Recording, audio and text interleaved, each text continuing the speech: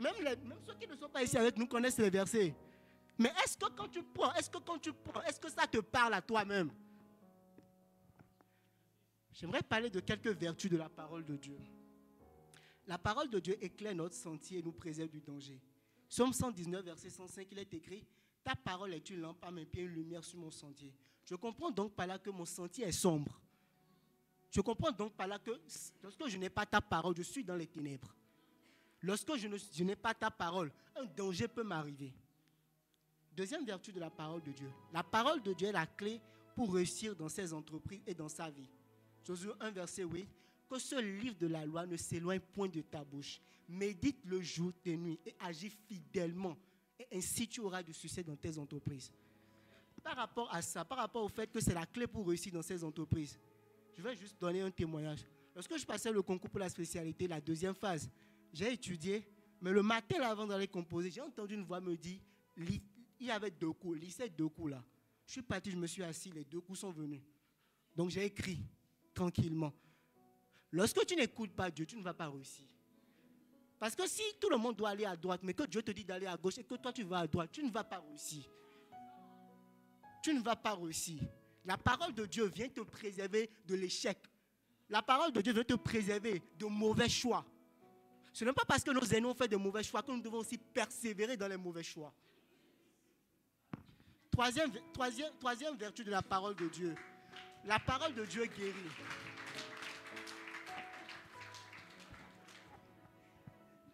Je peux avoir de l'eau, s'il vous plaît.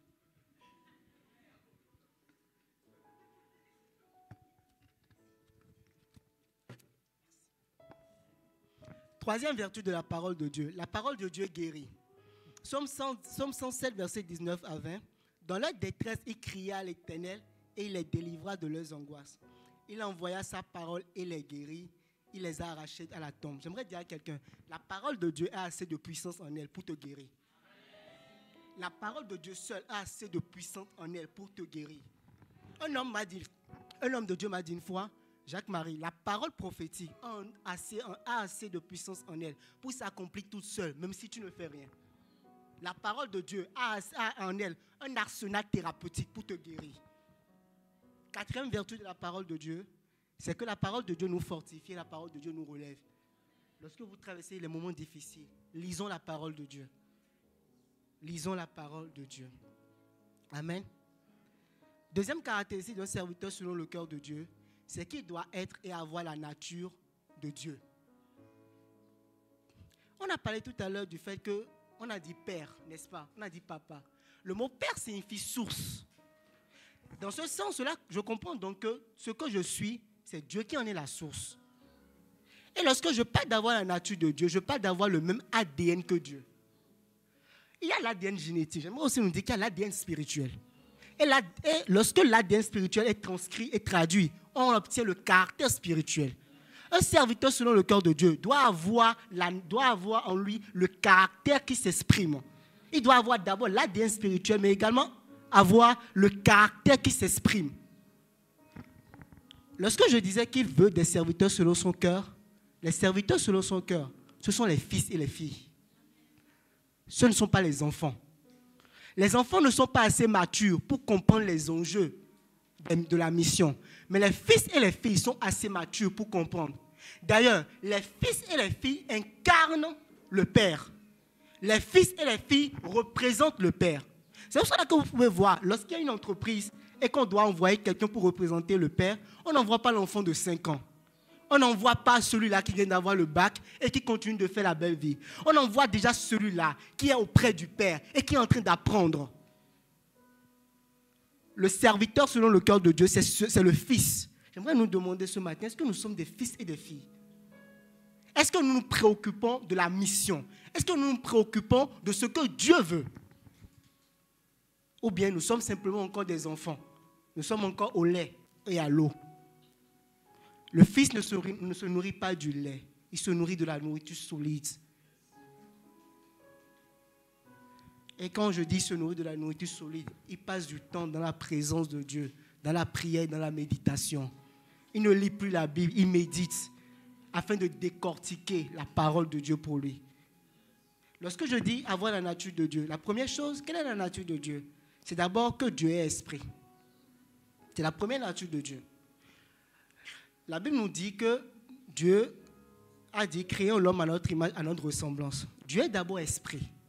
Nous aussi, nous sommes des esprits, mais dans un corps. Nous ne sommes pas d'abord, ce n'est pas d'abord ça qui nous caractérise. Nous sommes d'abord des esprits. Pour bien servir Dieu, nous devons prendre conscience que nous sommes des esprits. Ce n'est que lorsque nous prenons conscience de ça que nous pouvons comprendre les informations spirituelles et les enjeux spirituels. Chaque chose, à chaque étape, à chaque période de notre vie, ou selon le plan de Dieu, il y a des enjeux spirituels. Et lorsque vous n'êtes pas esprit, vous ne pouvez pas comprendre ces enjeux. Dieu est esprit. Nous aussi, nous devons savoir que nous sommes esprits. Deuxième caractéristique de la nature de Dieu, Dieu est amour. J'aimerais que tu dises avec moi, Dieu est amour. Et Dieu nous demande d'aimer. Nous devons aimer Dieu de tout notre cœur, de toute notre âme et de toute notre pensée. De tout notre cœur. Le cœur, des fois, l'amour fluctue. Vous savez, des fois, on aime les gens en fonction des circonstances. Mais lorsqu'il nous dit d'aimer de tout notre cœur, c'est pour nous dire, peu importe ce qui se passe, tu dois m'aimer. Même s'il y a le désert, nous devons aimer Dieu. Même si tout va bien, nous devons aimer Dieu. Il y a certains, quand tout va bien, ils n'aiment pas Dieu. Il y a d'autres, quand tout va mal, ils n'aiment plus Dieu.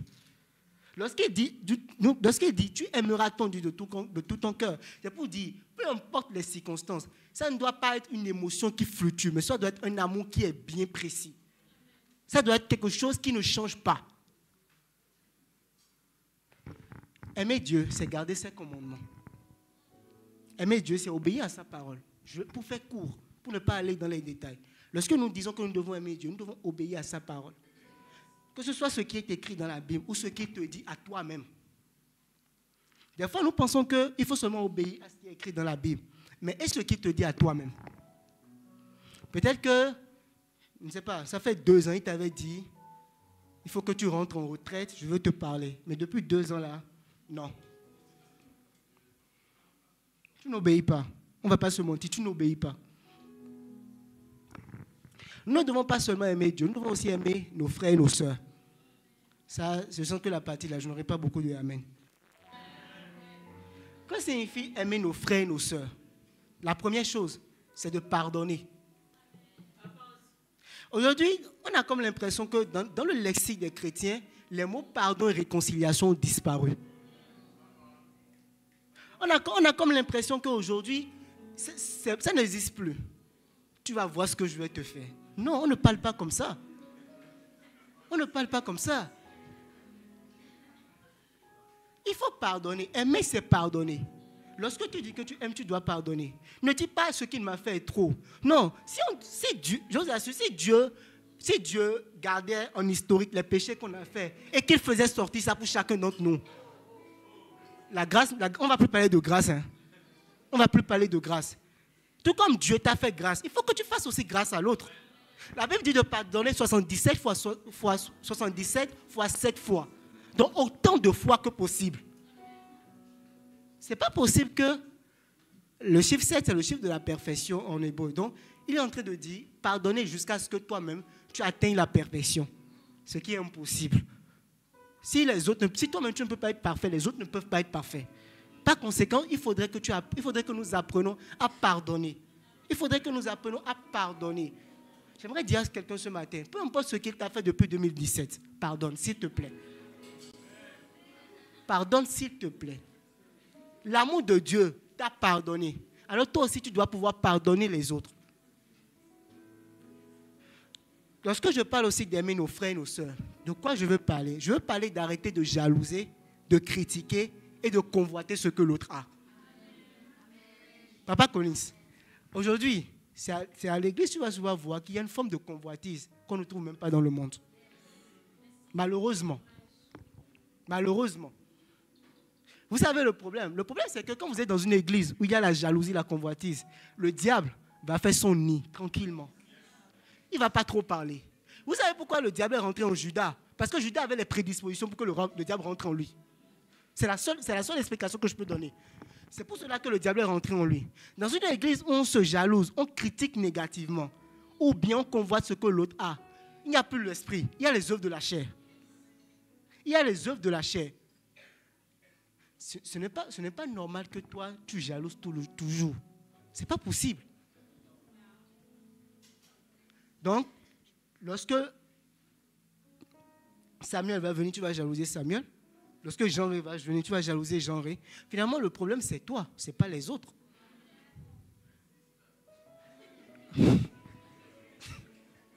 Alors, je parle d'éviter de jalouser. Mais comment est-ce qu'on peut éviter de jalouser? Il faut déjà savoir apprécier ce qu'on a.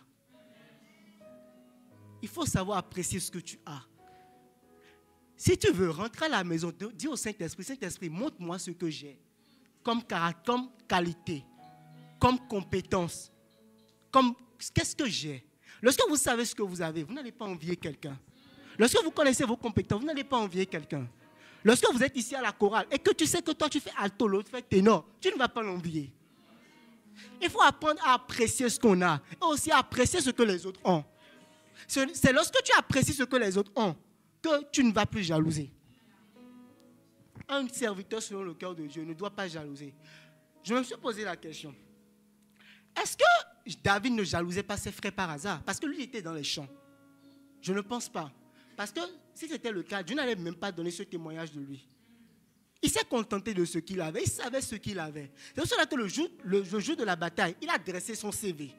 Et il a dit, moi j'ai vaincu l'ours et le lion. Donc je peux vaincre Goliath. Lorsque tu comprends ce que tu as, lorsque tu sais ce que tu as, tu ne vas pas envier l'autre. Lorsque tu commences pas à envier, commence pas à te demander, est-ce que je n'ai pas oublié par hasard ce que moi-même j'ai? Est-ce que je n'ai pas oublié par hasard la grâce que Dieu m'a faite? Tu n'es pas vide. Un serviteur n'est jamais vide. Il y a un équipement qui accompagne dans le service. Par conséquent, tu as un équipement pour pouvoir servir et fais ce que Dieu t'a demandé. En médecine, il y a plusieurs catégories de maladies. Nous avons les maladies infectieuses, bactéries, tout, et nous avons ce qu'on appelle les maladies auto-immunes. L'angine que vous avez là, ou la grippe là, c'est une maladie infectieuse. Les maladies auto-immunes, c'est lorsque l'organisme s'attaque contre lui-même. Je m'explique. On est tous là. Lui, il ne me reconnaît plus. Donc, il s'attaque à moi. Vous savez ce qui se passe? L'organisme s'affaiblit. Et c'est la même chose qui se passe lorsque dans l'église, il y a la jalousie, il y a des divisions. Le pire, c'est que pour les maladies auto-immunes, il n'y a pas encore de traitement. Et le problème, c'est que il n'y a pas de traitement curatif. Le traitement qu'il a, vous savez ce que ce traitement provoque? Ça fait en sorte que l'organisme est encore affaibli. Ce qui fait que les infections viennent. Lorsque dans l'église, il y a des divisions, le diable va bien nous attaquer. Le taux, ou je dirais plutôt la qualité des attaques que nous recevons, dépend également de l'importance de la division qu'il y a au sein de nous. Ça ne doit pas être le cas. Si nous avons la nature de Dieu, nous devons nous pardonner et nous devons arrêter de jalouser, de critiquer. J'aimerais qu'on projette Marc 12, verset 28 à verset 33, s'il vous plaît.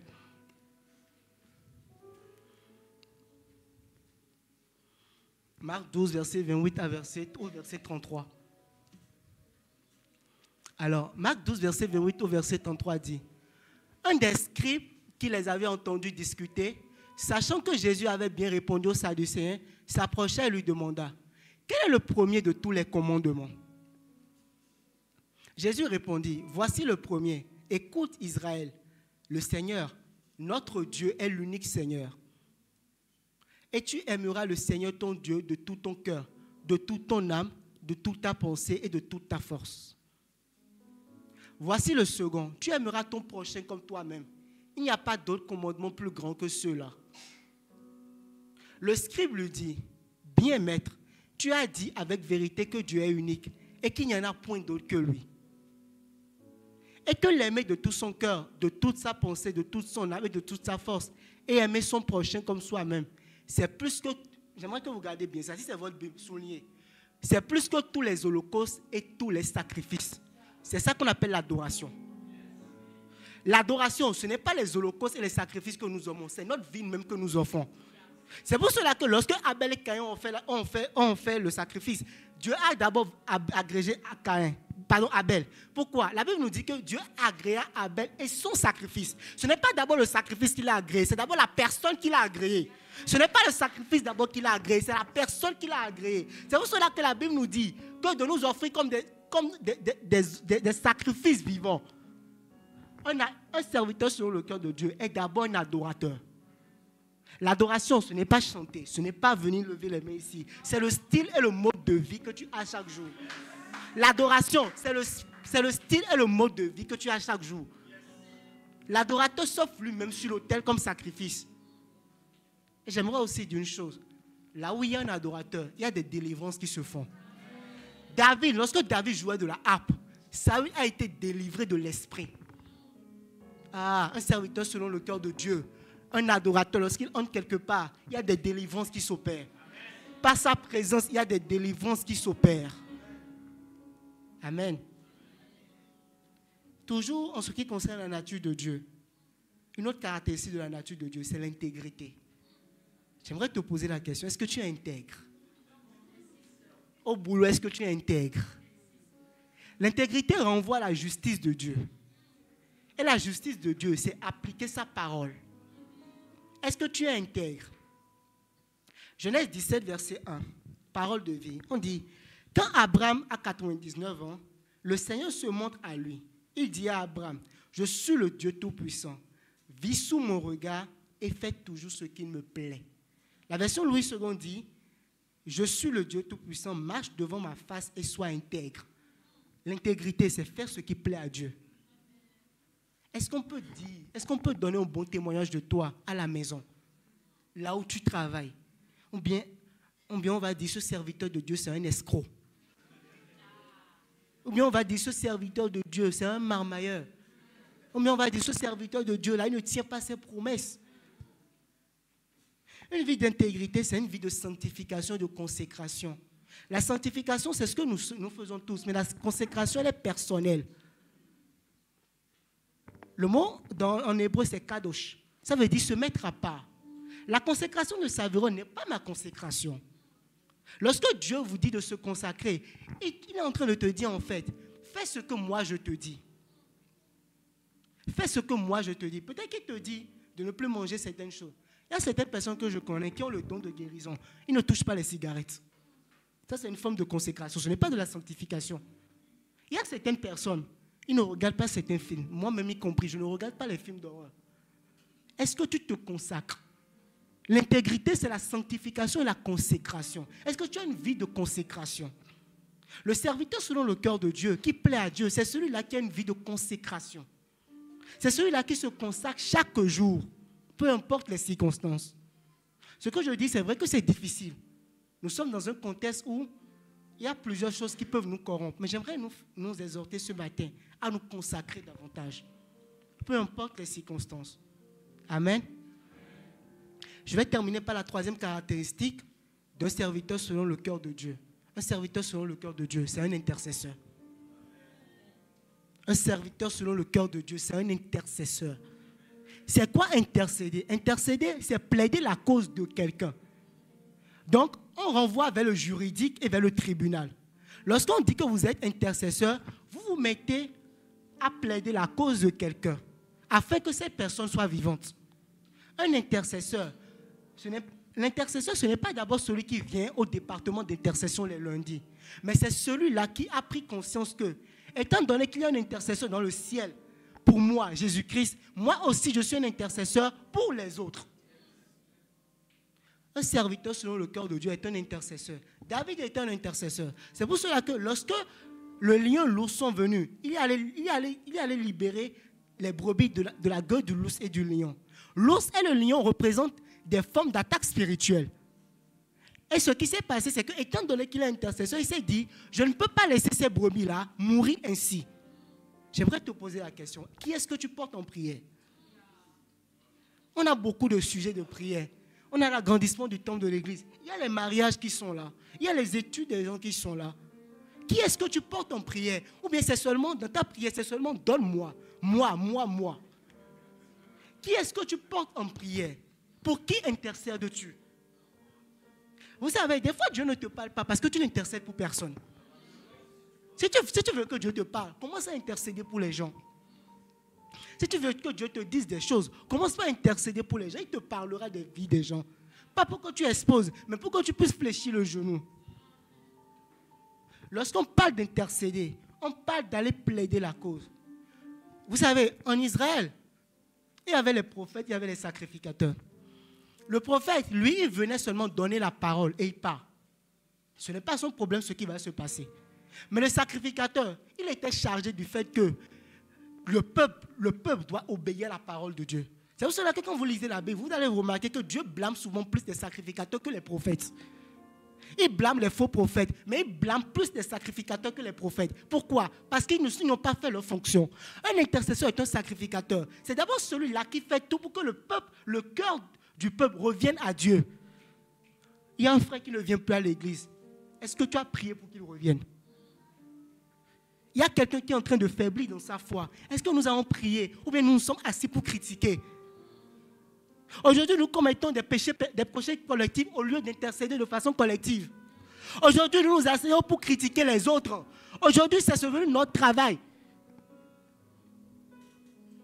Je me rappelle, il y a une période, j'ai revu les anciennes photos sur Google Photos, les souvenirs.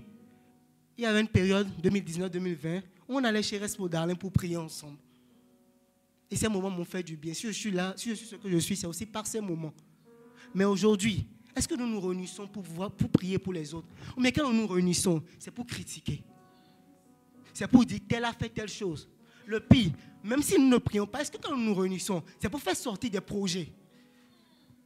Est-ce que c'est pour faire sortir des projets? Est-ce que c'est pour dire, écoute, on a ChatGPT, on peut créer des images, mettre ça sur Instagram, les gens vont regarder et on va avoir de l'argent. Ou bien, écoute, la dernière fois, là, j'écoutais une chanson dans mon esprit, assoiffé, je veux plus de toi. Est-ce que tu ne peux pas venir, on va écrire quelque chose par rapport à ça? Aujourd'hui, quand nous nous réunissons, nous critiquons, nous n'intercédons plus pour les autres. Ce que Dieu cherche, les serviteurs selon le cœur de Dieu, ce sont des intercesseurs. Ce sont des personnes qui cherchent le bien-être des autres. Ce sont des personnes qui cherchent le bien-être de leur famille, de leur nation. Nous, tout le temps dans nos nations, tout va mal. Et nous maudissons encore nos nations davantage. Il faut commencer à prier aussi pour les nations. Un intercesseur, un serviteur selon le cœur de Dieu est aussi un intercesseur. Et j'aimerais terminer par parler d'un dernier point qui est la fidélité. Dieu est fidèle, nous aussi nous devons rester fidèles. Un serviteur selon le cœur de Dieu, c'est quelqu'un qui est fidèle du début jusqu'à la fin. C'est quelqu'un qui reste loyal à Dieu. Tu as bien commencé, termine bien. La Bible nous parle d'un homme, Démas. Démas a bien commencé, mais Démas, à un moment, il a abandonné Paul et s'est tourné vers le siècle présent. Tu commences bien, termine bien. Dieu est fidèle. Nous aussi, nous devons rester fidèles dans tout ce que nous faisons. Pour terminer, j'aimerais juste dire ceci. Nous avons été sauvés, mais pour servir. Mais nous devons savoir que nous sommes des serviteurs selon le cœur de Dieu. Nous sommes des serviteurs que Dieu recherche. D'abord, nous devons être des serviteurs selon son cœur. Dans chaque chose que nous faisons, nous devons avoir la nature de Dieu. Nous devons connaître Dieu. Nous devons être des intercesseurs et nous devons être fidèles. Que l'élévation ne t'éloigne pas de Dieu. Lorsqu'on ne te voyait pas, lorsque tu n'étais pas grand, on te voyait tout le temps. D'ailleurs, c'est ce qui a différencié David et Saül. Lorsque Dieu a élevé Saül, son cœur s'est éloigné de Dieu. Mais David, son cœur est resté attaché à Dieu. Un serviteur selon le cœur de Dieu doit rester fidèle du début jusqu'à la fin. Que Dieu vous bénisse abondamment.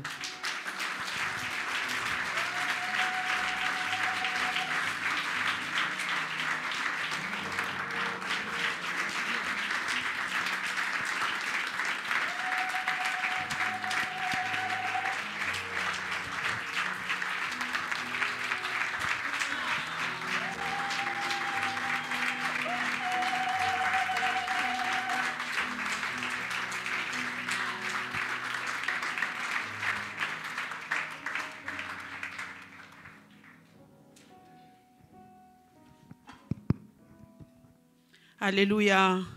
Qui a été touché par la parole aujourd'hui? Qui alors, pour ceux qui n'ont pas levé la main, qui ne se sentent pas du tout concernés?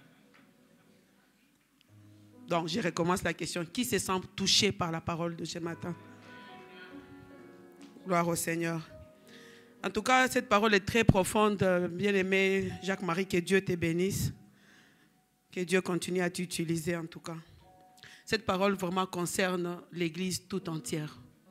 Si vraiment dans ton cœur tu sens que cette parole ne te concerne pas, je t'invite à prier encore plus pour que Dieu t'enlève la lèpre spirituelle. Parce que vraiment, cette parole touche tout le monde, serviteur comme non-serviteur. Qui a déjà été sauvé par le Seigneur Jésus? Qui sait que les jours qu'il a été sauvé, Dieu pouvait les prendre et qu'il aille déjà dans les seins d'Abraham, mais Dieu l'a laissé. Et que ce thème de cette année qui nous dit « Sauver pour servir » nous parle à nous tous. Est-ce qu'on a dit « Allez et faites des nations les disciples », on a dit « Certifie, va ». Mais les restes, asseyez-vous. On a dit à nous tous. Bien-aimé, je t'invite à prendre un petit moment pour prier. Il nous a dit, nous sommes les enfants de notre Père. Au début de ces cultes, nous avons chanté, nous avons dit notre Père. Bien-aimé, pour qu'on dise que Ariel est le fils de Collins, scientifiquement, ça se vérifie. Hein? Mais spirituellement, il nous a dit, autant qu'il y a l'ADN physique, il y a aussi l'ADN spirituel. Bien-aimé, est-ce que dans ton cœur, on trouve l'ADN de Dieu? Il a parlé de l'amour, il a parlé de la compassion, du pardon. Il a parlé de l'intégrité, il a parlé de la justice, la consécration, la sanctification. Il a parlé d'esprit d'intercesseur. Moïse même a intercédé pour Israël. Dieu était sur le point de détruire ses peuples. Bien-aimé, l'intercession, même quand on dit ici, prions pour tel bien-aimé, tu ne pries pas fort. J'ai conduit des moments d'intercession ici, tu ne pries pas fort. Mais il suffit qu'on dise, prions pour que toi tu puisses voyager, pour que toi tu puisses avoir le visa. Tu pries au point que tu veux même casser les bancs. Mais les mêmes sujets qu'on te demande, prie pour le même sujet pour la sœur Marcel, ta voix baisse. Directement tu es fatigué. Bien-aimé, si ça t'est déjà arrivé, commence à prier pour dire, Seigneur, que ton ADN soit vraiment ancré en moi. Que j'ai la capacité de pardonner. Pardonner, ce n'est pas dire, ok, je l'ai pardonné, mais c'est quand tu vois la personne qui t'avait fait du mal, que tu le considères comme n'ayant pas fait ce mal. Mais si tu ne peux pas pardonner, surtout en tant qu'épouse, ne te marie pas, fais le ministère de Paul. Est-ce que tu peux commencer à prier dans ce sens et dire au Seigneur, j'aimerais vraiment que ton ADN soit en moi, qu'on trouve en moi l'amour et non la jalousie, qu'on trouve en moi la compassion pour ceux qui périssent, la compassion pour les personnes qui passent par les moments difficiles. Bien-aimé, prie. Cela dépend. Ta foi en dépend, ta marche avec Dieu en dépend. Si tu n'as pas l'ADN de Dieu, tu vas lâcher en plein désert. Si tu n'as pas l'ADN de Dieu, bien-aimé, tu vas quitter la foi. Est-ce que tu peux prier?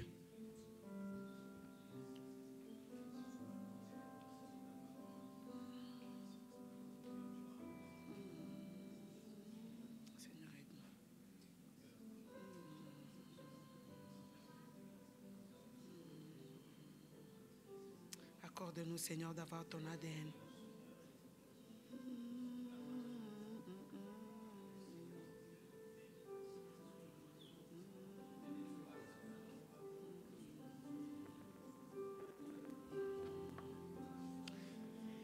Bien-aimé, quel serviteur es-tu? Est-ce que tu es juste dans les champs? Ou alors tu es juste dans la maison? Ou alors tu es celui qui administre? Qu'en est-il de ce que tu administres pour Dieu? Est-ce que tu as la maturité que Dieu attend pour que tu administres? Celui qui administre, il se considère comme étant propriétaire de la chose. Il fait avec amour, avec compassion. Il fait avec loyauté pour que ça marche, comme si ça lui appartenait. Bien-aimé, quand il s'agit des choses de Dieu, est-ce que tu fais comme si ça t'appartenait? Est-ce que tu balayes l'église comme si ça t'appartenait? Est-ce que tu soutiens le peuple comme si ce peuple t'appartenait?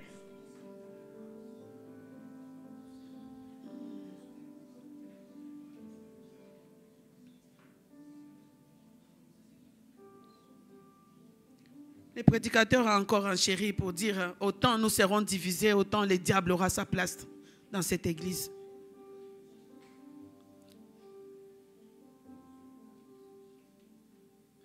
Je vous invite à nous lever pour qu'ensemble nous puissions demander pardon pour ces péchés collectifs de manque d'amour. Nous prétendons nous aimer, mais nos actes disent le contraire. nous nous enracinons dans des péchés communs. Tel ne vient plus à l'église, oh il est tombé, j'avais bien dit ça. Quelque chose ne va pas dans ton pays, tu en parles, tu injuries, comme si Christ n'était même pas monté à la croix pour toi. Bien-aimés, nous allons tous demander pardon en tant qu'église pour tous les péchés communs que nous faisons en communauté, au point que c'est devenu une lèpre, c'est devenu normal de parler des bien-aimés en mal.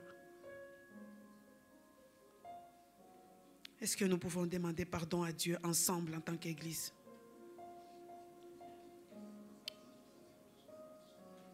Seigneur, nous te demandons pardon. Nous te demandons pardon, tendre Père, nous te demandons pardon pour toutes les fois où nous n'avons pas manifesté l'amour. Pour toutes les fois où, Seigneur, nous avons passé le temps à critiquer les personnes qui ont reculé. Pour toutes les fois où, Seigneur, nous avons passé le temps à nous venger, à nous d'entrer divisés encore. Oh Dieu, nous venons à toi. Nous te demandons pardon. Pardon, Seigneur, pardon. Pardonne l'église que nous sommes, pardonne ton peuple.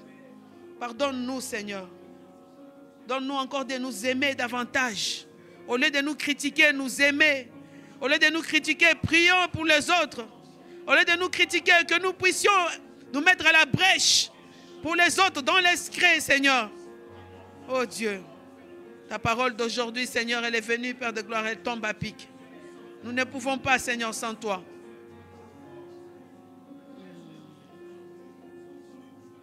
Pardonne-nous, Seigneur.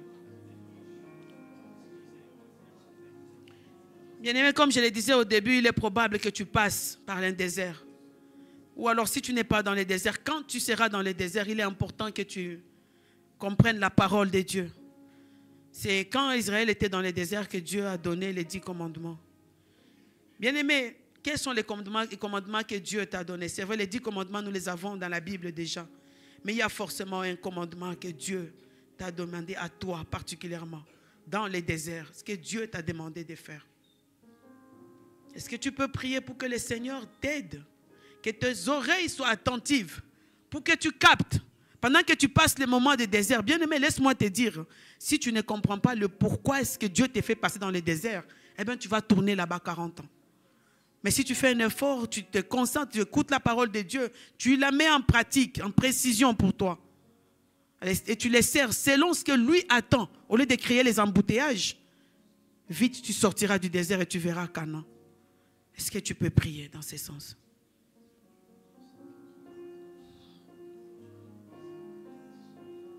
Oh Seigneur, accorde-nous de pouvoir écouter ta parole dans les déserts et pouvoir écouter ta parole dans les moments difficiles et la mettre en pratique. Nous n'avons pas un autre appui à part toi, nous n'avons pas un autre refuge à part toi. C'est toi, Seigneur, qui nous montre, Seigneur, les chemins. Comment nous allons faire pour sortir, Seigneur, du désert. Que nous allons faire, Père de gloire, pour retenir ta parole, qu'elle soit comme une lampe à nos pieds dans les déserts de nos vies, Seigneur, dans les chemins que nous traversons, qui sont souvent, Seigneur, ténébreux. Nous avons besoin de ta parole. Que ton nom soit loué. Merci pour la parole d'aujourd'hui. Merci pour ce moment. Au nom de Jésus. Est-ce que nous pouvons acclamer le Seigneur qui nous a parlé? Est-ce que nous pouvons acclamer le Maître qui nous donne la voix pour sortir? Alléluia! Que Dieu soit loué. Je vais inviter les restes pour Fabrice pour les annonces.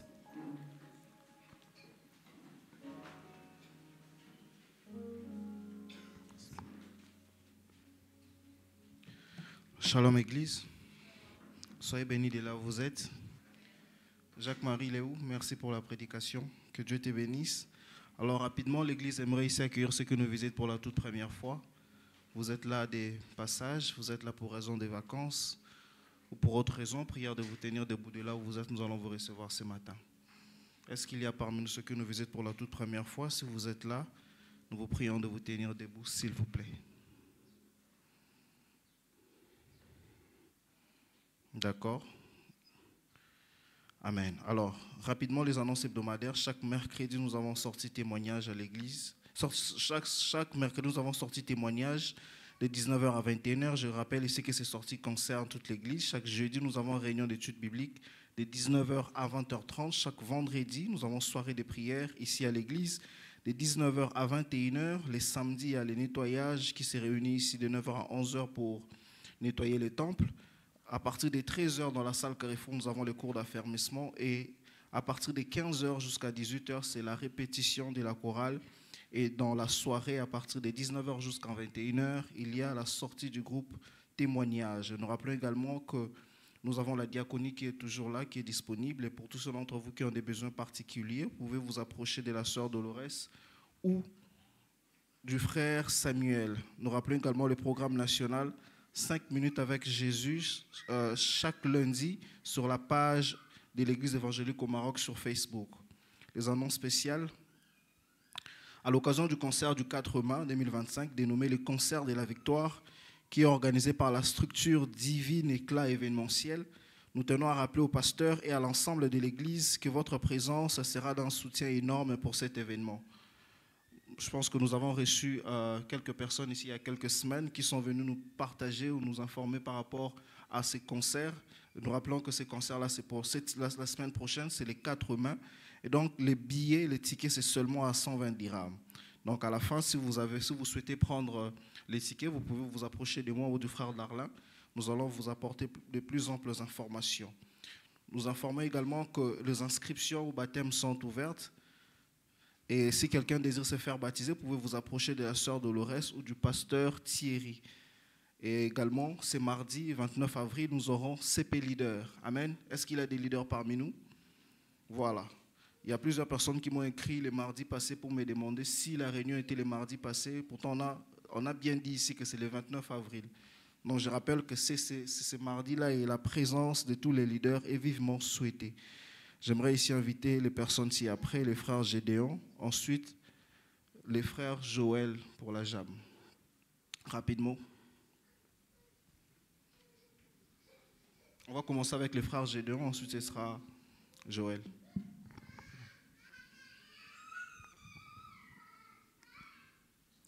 Bonjour Église. GDF. GDF. Alors, je viens vous annoncer une très bonne nouvelle. C'est par rapport à notre séminaire REMA.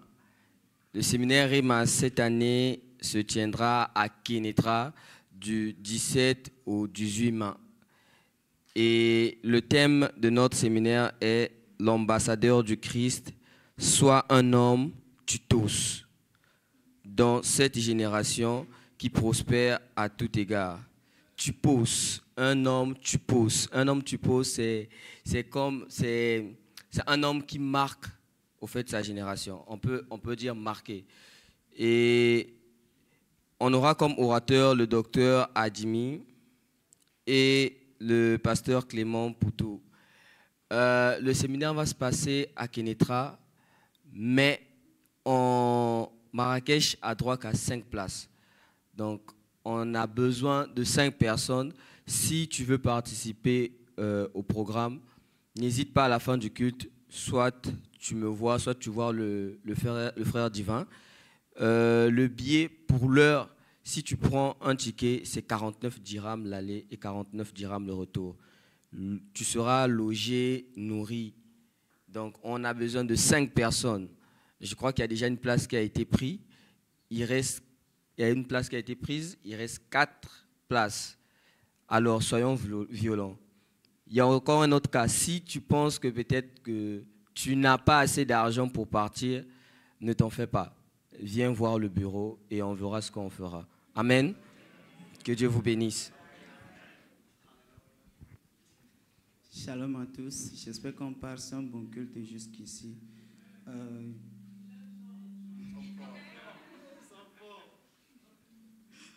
Avant de donner l'annonce pour laquelle je suis là, j'aimerais partager d'abord avec vous quelque chose dont je me suis rendu compte dans la semaine, c'est que tout ce qui se fait, tout ce qui s'obtient, et même notre existence, c'est grâce à une relation. Jusqu'ici, je ne précise pas encore le type de relation. Et pour avoir pour ne pas avoir une relation toxique, une relation non prolifique ou encore une relation même inutile, il faudrait d'abord préalablement te connaître en matière de relations. Et c'est pour cela que le sous-département Couple et Famille, en collaboration avec le bureau de la JAM, organise ce 11 mai 2025, juste après le culte, un talk show exceptionnel sous le thème suivant: bien se connaître pour bâtir de bonnes relations. Je répète le thème: bien se connaître pour bâtir de bonnes relations. Il ne s'agit pas simplement des relations amoureuses, mais on aura aussi le temps d'aborder, en plus de cela, d'autres relations humaines. Alors, pour une bonne organisation, le bureau, on enverra un lien ou un formulaire dans le groupe de l'Église et dans le groupe de la JAM après, pour que vous puissiez nous donner en fait vos attentes par rapport au talk show. Et même si vous jugez une question entre griffes sensibles, vous pouvez la poser dans ce lien que nous allons envoyer juste après. Alors, si tu es marié, célibataire, si tu es une personne âgée ou un jeune, et si tu sais que tu n'es pas encore arrivé, genre, tu n'as pas encore tout le bagage en matière de relations, je t'invite à ne pas manquer ce talk show le 11 mai. Mais si tu sais que tu es arrivé et que tu es déjà expert en matière de relations, je t'invite aussi à ne pas manquer parce que nous aurons besoin de ton expertise. Peut-être que tu pourras répondre à certaines questions. Jeunes gens, en Christ, que Dieu vous bénisse. Excellent dimanche.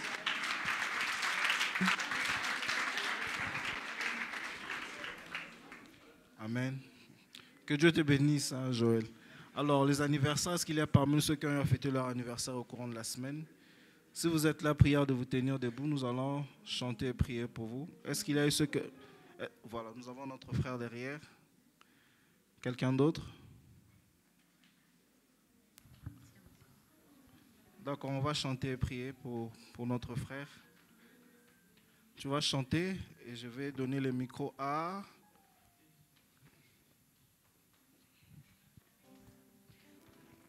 Bonjour bien-aimés dans le Seigneur.